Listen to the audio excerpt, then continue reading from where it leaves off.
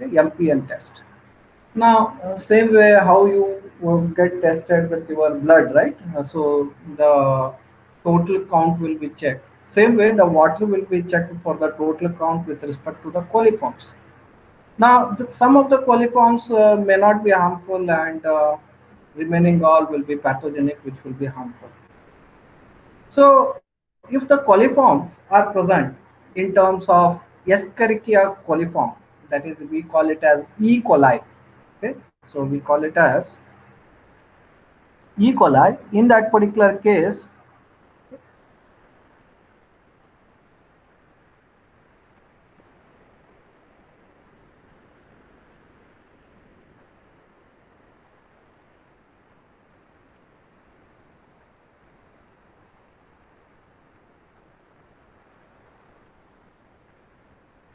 fine, E. coli, right? Escherichia coli.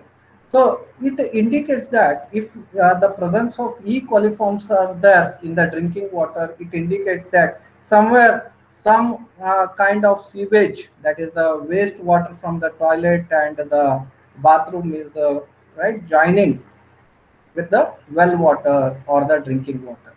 So in that particular case, the drinking water is not actually fit for consumption.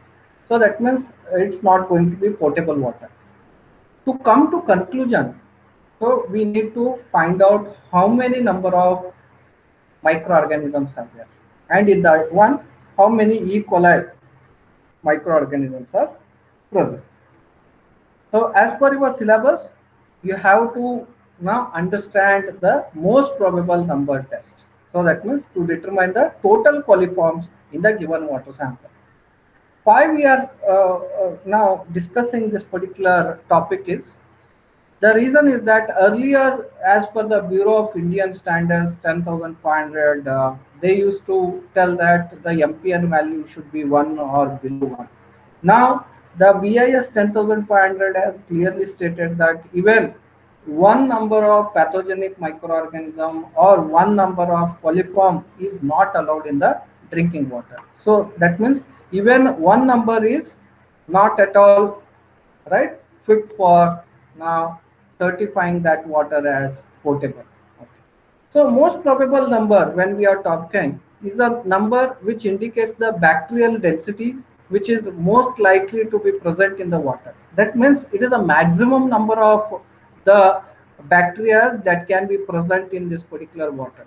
MPN is based on the application of laws of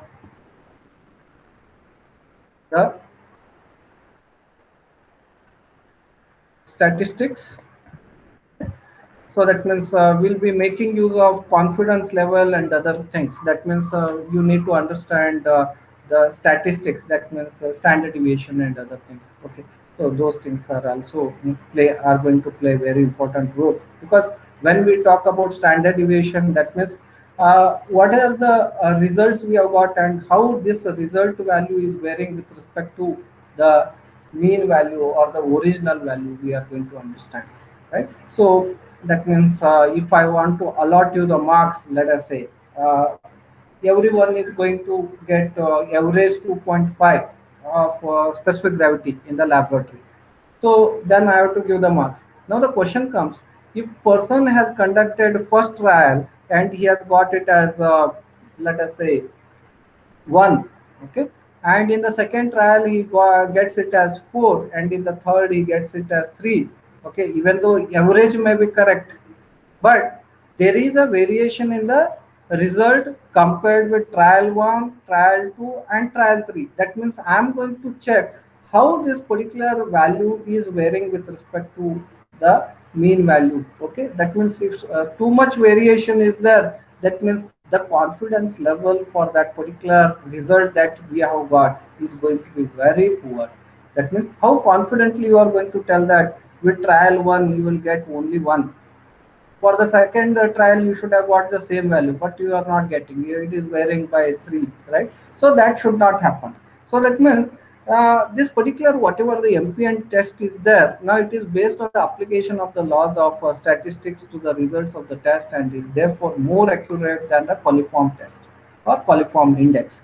So usually whenever we conduct the experiment, okay, we need to have a confidence level of minimum.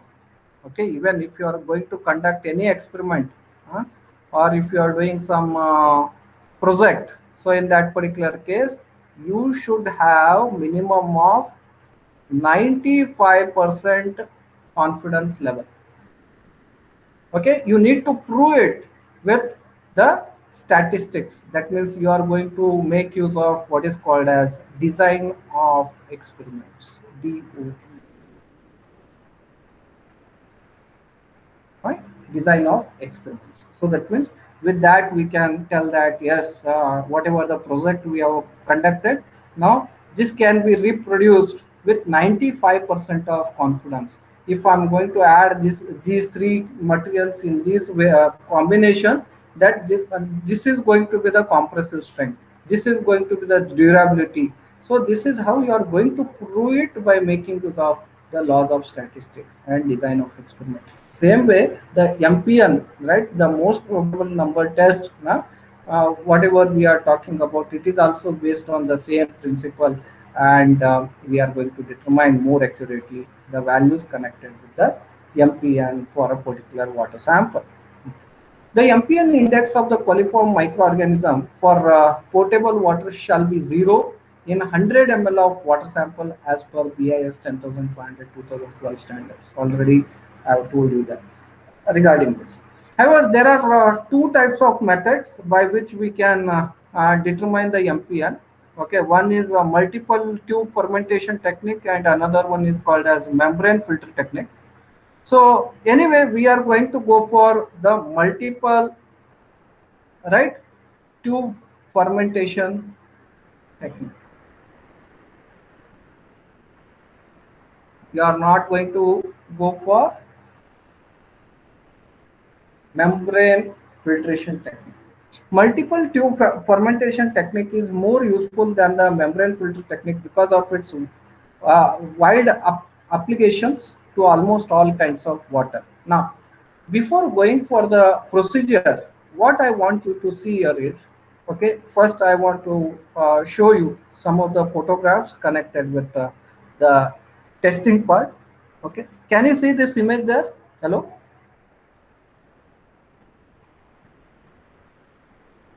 Yes, sir. Fine. See, there are 15 tubes. That means this is group 1, this is group 2. I'll come back to the reason why I'm making it as 3 groups. Okay, there are 3 groups. Group 1 consists of 5 test tubes. Group 2 consists of the 5 test tubes, and again group 3 consists of 5 test tubes. So here, this is a test tube, okay, and there is one more tube that is placed inverted in position. Okay, I'll just zoom it. Okay, now this one is called as the Durham's tube. It is called as what? It is called as Durham's tube. Okay, so if you want to take the screenshot of this, you are free to take. I don't mind. If you want some time, you are free to take that. Okay. So that means this is a sketch of test tube. Okay, and a plugging is done here at the top. Durham's tube is placed inverted in position. It is in inverted position, right?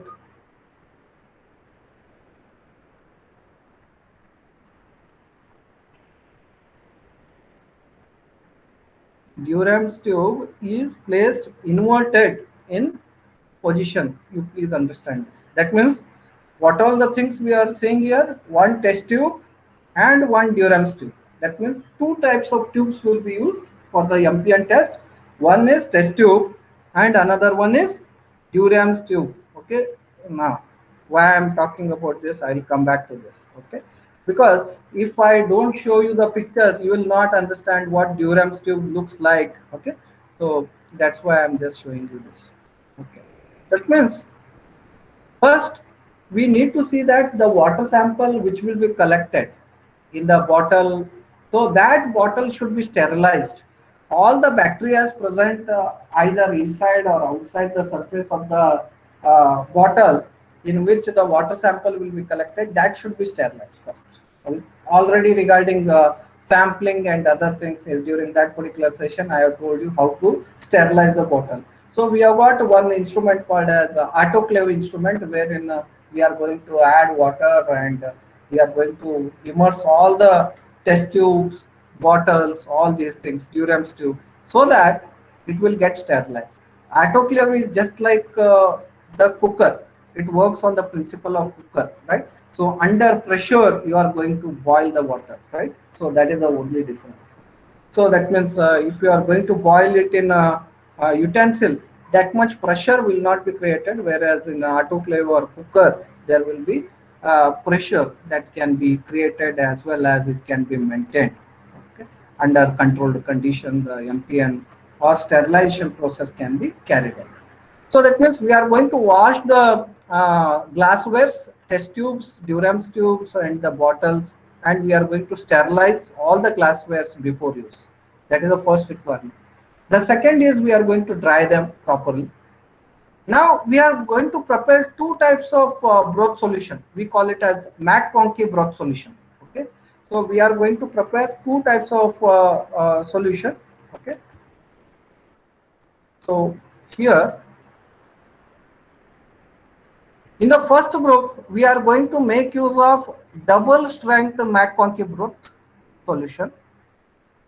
In the group 2, we are going to make use of single strength McConkey broth solution. In the group 3 also, we are going to make use of single strength McConkey broth solution.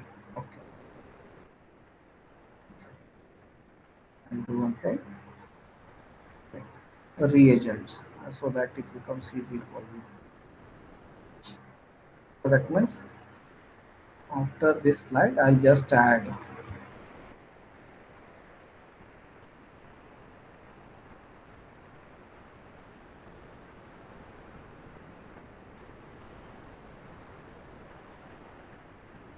okay, that means the reagents that we are going to use, that is the chemicals we are going to use for the MPN test is McConkey broth solution, double strength and single strength. Okay. If you want to take the screenshot, you are free to take that. Okay, so the aim of the experiment is to determine the total coliform MPN in a given water sample. Okay. So the second is with respect to the chemicals used are McConkey broth solution, double strength and single strength. The glasswares that are required are the test tube and Durham's tube. Okay, so regarding this, I have shown you the sketches of this. If you want to take the photograph of this, you are free to take that, or else I'll be posting this particular slide in our Google Classroom. Okay, that I can do it. Now that means the first step is to see that we are going to wash all the glasswares and sterilize them before using, and we are going to dry them. The next step is preparation of single strength and double strength McConkey broth solution. We are going to arrange 10 ml, 1 ml and 0.5 ml, 10 ml, 1 ml and 0.1 ml combinations of 5 test tubes. Okay, that means we are going to arrange them in 3 groups. First group consists of 5 test tubes, second group consists of 5 test tubes, and third group consists of 5 test tubes. So what will happen and what we are going to do with the group 1 consisting of 5 test tubes? In that one, we are going to add 10 ml of double strength McConkey broth solution. That means in this one, okay, in this particular group 1, we are going to add double strength McConkey solution of 10 ml to each of the test tubes. To each one of the test tubes, we are going to add 10 ml of double strength McConkey broth solution. That means in the group 1, we are going to consider 5 test tubes. To each of these particular test tubes, we are going to add 10 ml of double strength McConkey broth solution. Okay. Now, after that, we'll come to group number 2. To the group number 2, we are going to add 10 ml of single strength McConkey broth solution. That means in the group number 2, we are going to add single strength McConkey broth solution of 10 ml to each of the test tubes. For the group number 3 also, we are going to add 10 ml of single strength McConkey broth solution. Is there any doubt here in this connection? Hello? Hello? Am I audible there? Ishwar?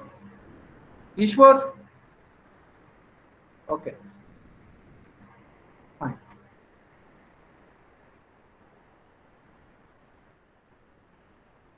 So that means we have considered 15 test tubes. In the first 5 test tubes, we are going to add 10 ml of double strength McConkey broth solution. In the remaining 10, okay, we are going to add 10 ml of single strength McConkey broth solution. Okay. That means that is what we have done. Drop the Durham's tubes inverted in position. Okay.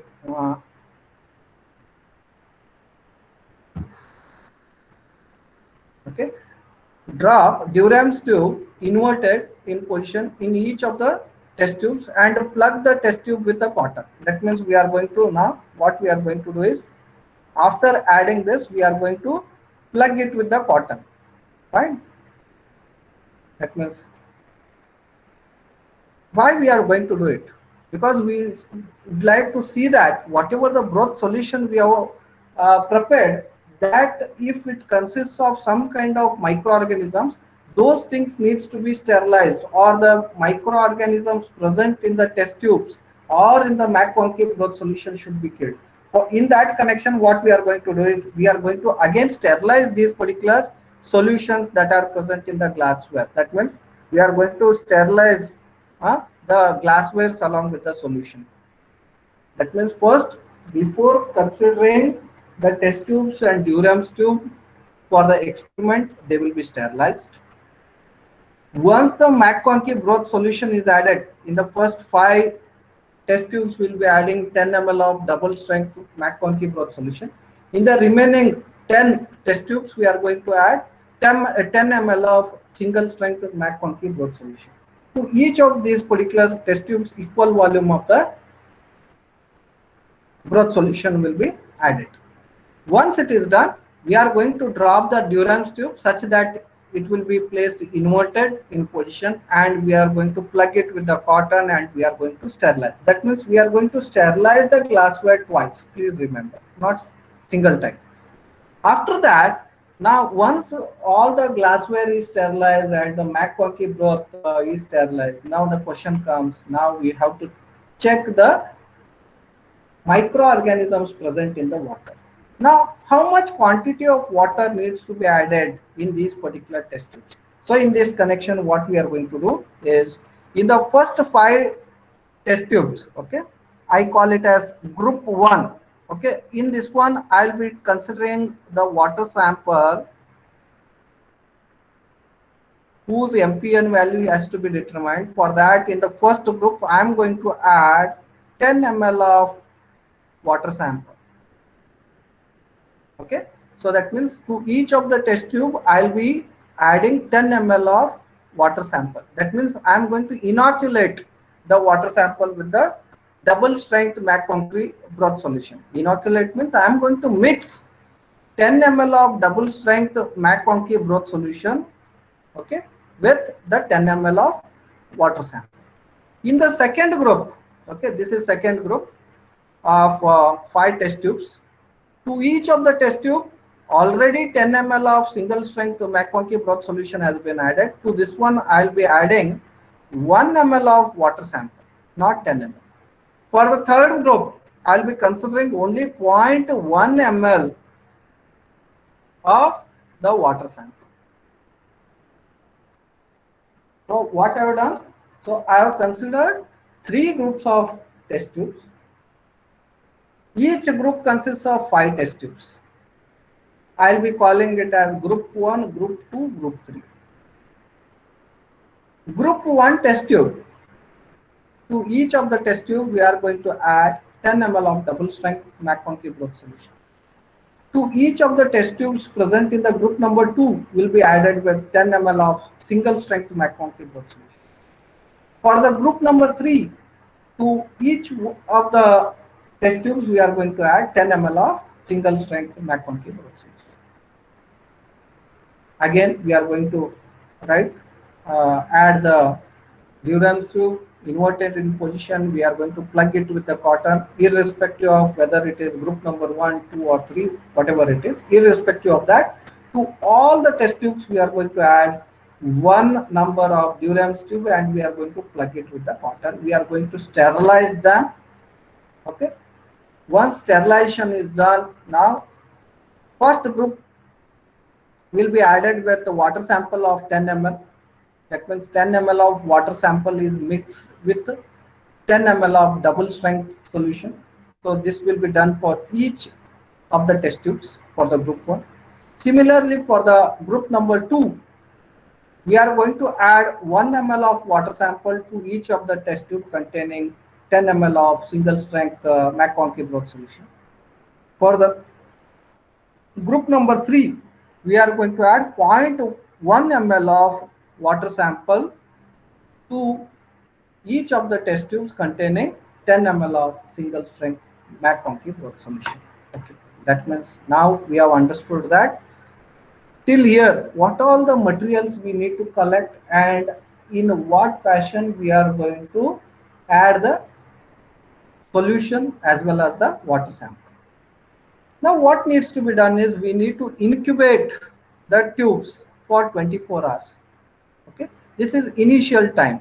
We are going to incubate the tubes, okay, containing the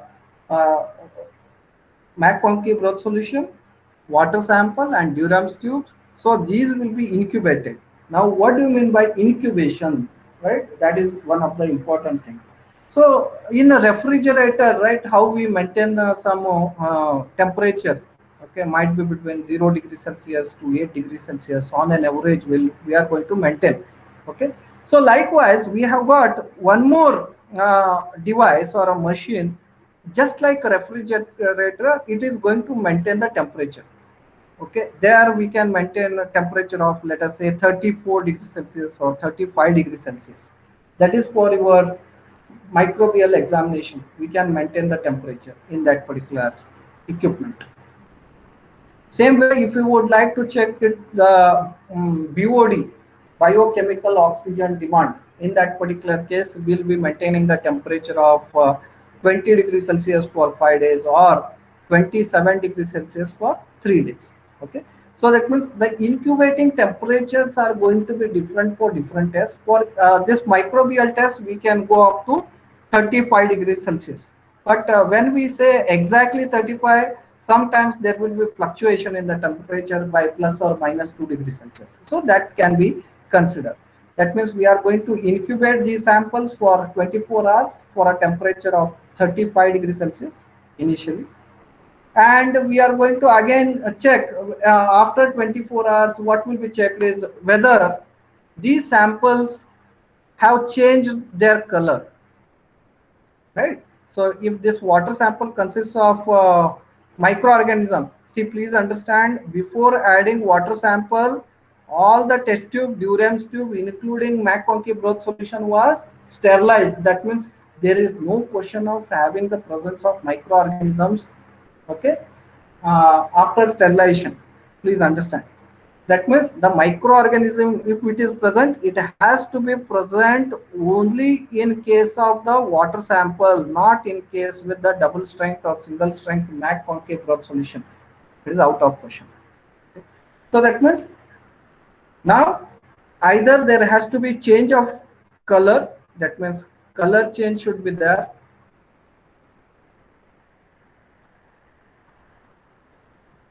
Color change, or there will be accumulation of gases in the Durham's tube. That means some kind of bubbles can be seen in the Durham's tube. This indicates that microorganisms are present.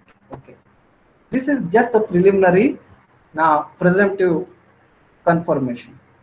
For complete confirmation, we are going to again keep the sample for incubation for next 24 hours. That means total, we are going to keep it for 48 hours.